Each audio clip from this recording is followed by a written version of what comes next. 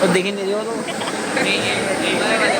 आज के इस तात्कालिक भाषण प्रतियोगिता में उपस्थित सभी सम्मानित विद्वजनों को मेरा सादर प्रणाम व नमस्कार।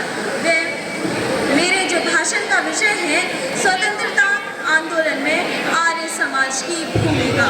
सर्वप्रथम महोदय, मैं आपसे प्रश्न करना चाहूँगी कि आर्य समाज क्या है, कि किस तरह से आर्य समाज में हमारे देश में चल रही कुप्रथाओं को खत्म करने से लेकर हमारे देश को आज़ाद कराने तक का कार्य किया।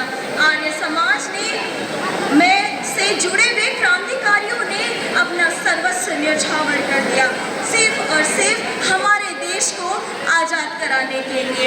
उन्हीं क्रांतिकारियों में से एक थे भगत सिंह। उनके जो दादाजी थे वो आर्य समाज के प्रचार प्रसारक रहे थे। उन्होंने अपना संपूर्ण जीवन आर्य समाज के लिए समर्पित कर दिया। वहीं उनके पिता जो किशन सिंह थे, उन्होंने अपने आप को सर्वस्व बलिदान करके अपने देश को आगे रखकर अपना संपूर्ण जीवन आर्य समाज और भारत देश की आज़ादी के लिए रखा। वहीं भगत सिंह जो कि एक क्रांतिकारी रहे हैं, आज का युवा व्यक्ति से लेकर वृद्ध व्यक्ति जो सब कुछ जानता है भगत सिंह के बारे में।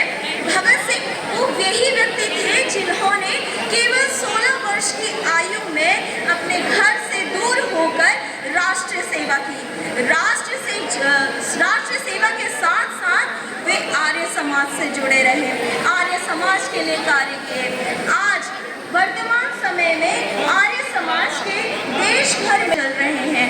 अगर आज से 76 वर्ष पूर्व जाऊं तो उस समय के आर्य समाज के जो विश्वविद्यालय थे वो केवल और केवल उन क्रांतिकारियों के लिए एक ऐसे गुप्त स्थान का कार्य किया करते थे जो हमारे देश को, भारत देश को आज़ादी दिलाने का कार्य करते थे।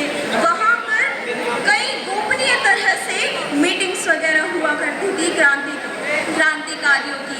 और मैं बताना चाहूँगी उस समय का जो अंग्रेजी शासक अधिकारी था मिचेल डेयर ने अपनी पुस्तक में लिखा है India as I knew it.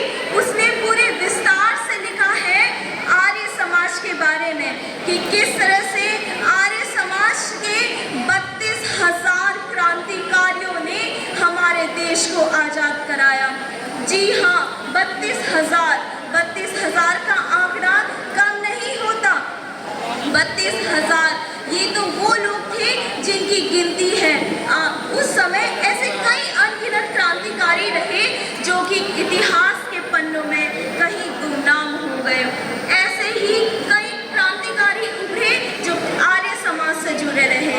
उस समय 1857 के क्रांतिकारी हो, सती प्रथा हो, बाल विवाह हो, ऐसी महिला शिक्षा हो, आज सभी महिलाएं हर एक क्षेत्र में अपना सर्वोत्तम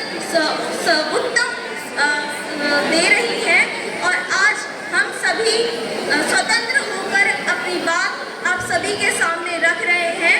तो केवल और केवल उन क्रांतिकारियों, उन आंदोलन की वजह से जिन्होंने नारी शक्ति को आगे रखा, नारी शक्ति के अधिकार के लिए लड़े। इसी के साथ मैं अपनी वाणी को विराम देना चाहूँगी।